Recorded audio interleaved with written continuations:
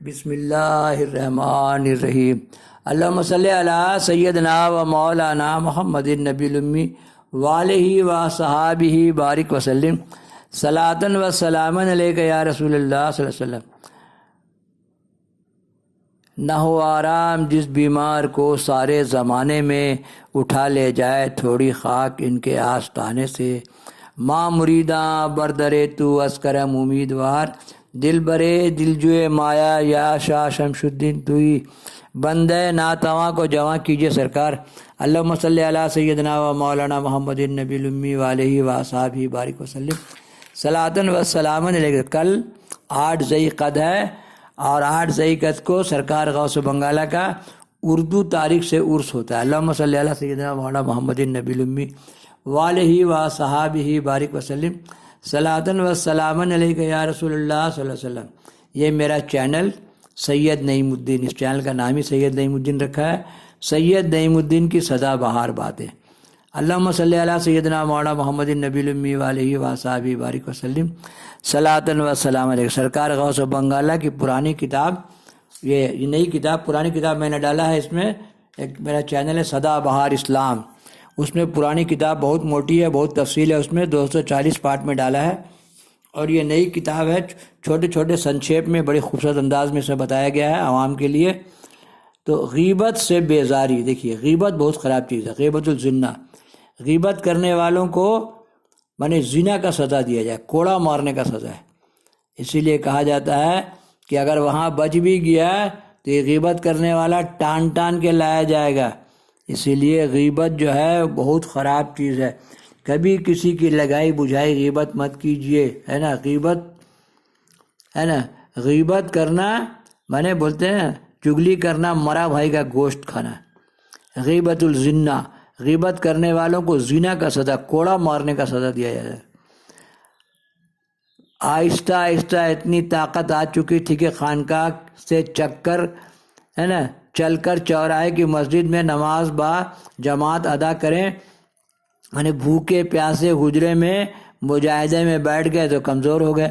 چنانچہ سنین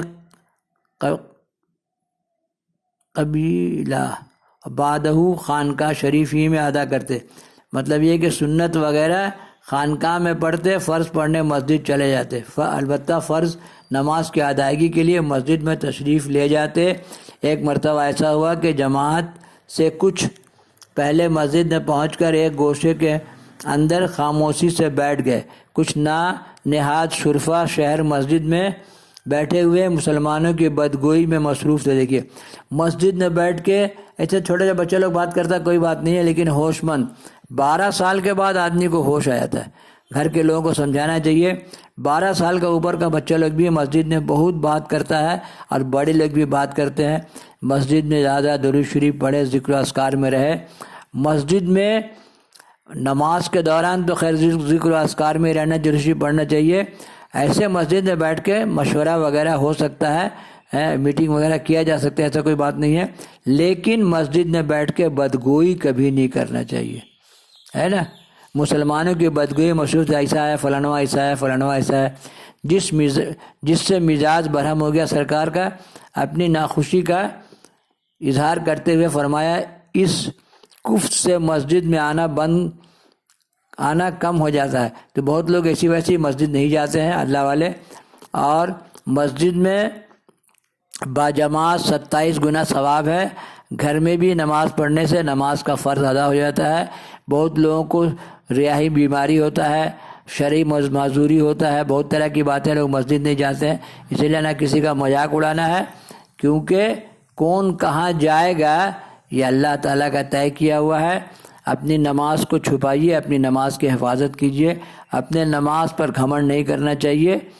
اسی لیے سرکار مسجد میں آنا بند کم ہو جاتا ہے۔ اسی کفر سے لوگ مسجد میں طرح طرح کے فضولیات کرتے ہیں، اسی لیے بہت لوگ مسجد میں آنا جانا کم کر دیتے ہیں، بند کر دیتے ہیں۔ یہ ذکر اللہ کی جگہ ہے، نہ کہ بدگوئی کی۔ کسی نے اگر حرام کاری کی تو آپ لوگوں سے چھپا کر اپنے گھر میں کی، آپ لوگوں نے اپنی آنکھ سے نہیں دیکھا، لیکن آپ لوگ خدا پاک کے گھر میں بیٹھ کر اس سے بدتر حرام کاری میں مبتلا ہیں کہ آپ ہے نا غیبت الزنا، غیبت کر رہے ہیں آپ۔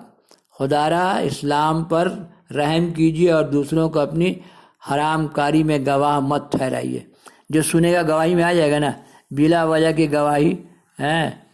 اسی لیے کہا گیا ہے کہ ان باتوں سے بہت دور رہنا چاہیے۔ سرفائے شہر کو یہ حق گوئی اور بے باکی کی نہایت کڑوی معلوم ہوئی، کیونکہ بدگوئی کرنے والے حضرات محلہ ہی کے اونچے ناکوں والے تھے، وہ اپنی تہذیب کسی حال میں برداشت نہیں کر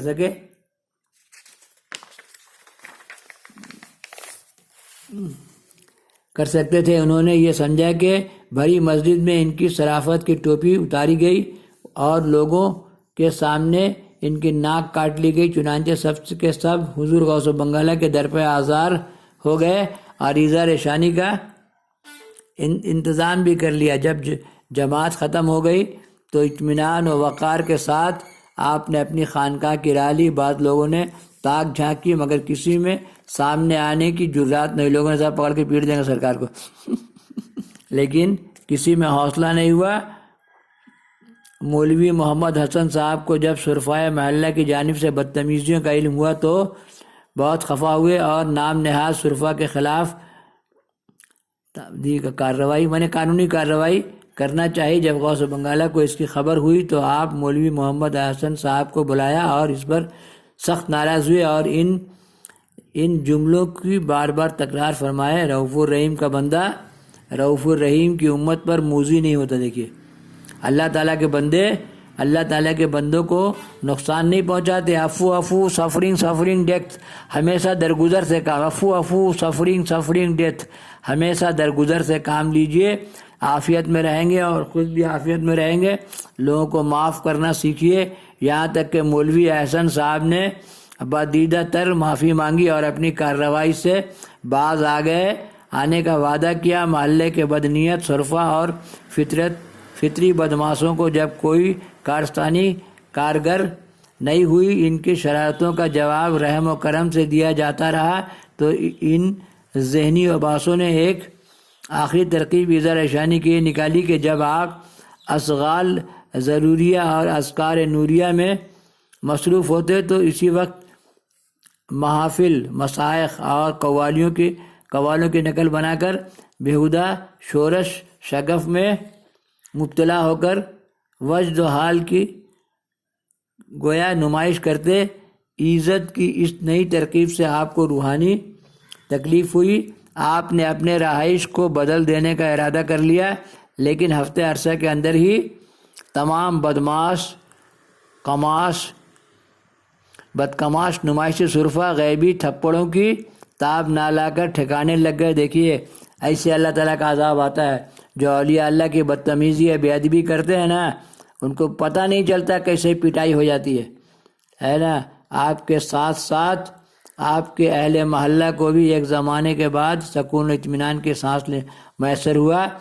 آپ دل جمعی کے ساتھ اپنے اشغال میں لگ گئے اور نقل مکانی کا ارادہ ترک کیا۔ اور دیکھیے سب غیبی تھپڑ سے سب کو اللہ تعالیٰ نے سزا دے دیا۔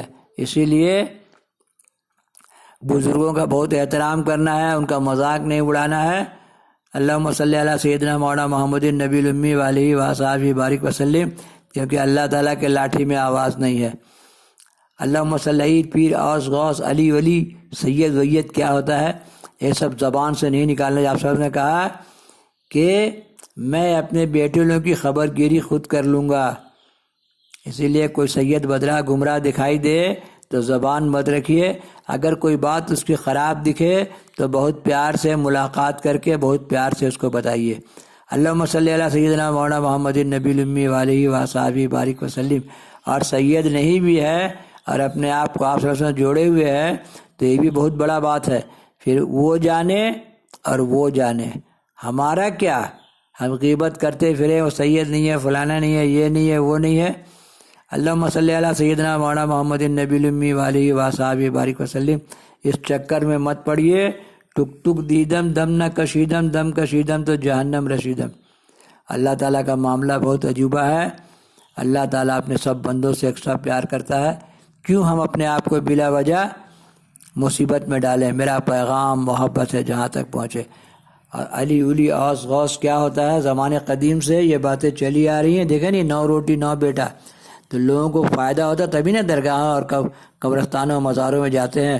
وہاں یہ فائدہ یہ ہے کہ درگاہوں میں ایک آدمی آئے بولا بابا میرا کام ہو جائے، تو یہ انوار الہی کے قریب ہے. یا اللہ کی ماں دعا کرے، باپ دعا کرے، پیر دعا کرے، مجاور دعا کرے، اور جو دنیا سے چلے گئے دادا پیر لوگ وہ لوگ انوار الہی کے قریب ہیں. تو ان سے منت کا ریکویسٹ. منت کیا ہوتا ہے؟ بابا دے دے، بابا دے دے. اپنا ماں سے منت کرتا ہے، ماں دے دے، ماں دے دے، ماں. باپ سے تو زندہ سے آدمی منت کا مطلب مانگنا، دے دے دے دے دے دے. ہاں، تو منت کا مطلب کیا ہے؟ کہ اللہ تعالیٰ کو منت کرے، درگاہ میں منت نہیں کرے. منت کا مطلب کیا؟ مطلب مانگنا ہے. تو اپنے ماں سے مانگتا ہے، بھائی سے مانگتا ہے، خوشامد کرتا ہے، دے دے دے دے. تو الفاظ کو غلط طریقے سے توڑ مروڑ کے اس کو خراب کریں گے تو قبر میں آپ سب سے پوچھ لیں گے کہ تو نے میرے بیٹوں کے ساتھ کیا سلوک کیا، تو نے میرے دین کے ساتھ کیا کیا. تب پتہ لگے گا جب ملاقات ہوگی، جب سرکار پوچھیں گے کہ تو نے میرے دین کے ساتھ کیا سلوک کیا، تو نے میرے بیٹوں کے ساتھ کیا سلوک کیا. آپ صلی اللہ علیہ وسلم پتھر کھا کے دعا دیتے تھے. سلام اس پر کہ جس نے بے کسوں کی دستگیری کی، سلام اس پر کہ جس نے بادشاہ. اللہم صلی علی سیدنا مولانا محمد النبی الامی وآلہ وصحبہ بارک وسلم. صلاۃ و سلام علیک یا رسول اللہ صلی اللہ علیہ وسلم.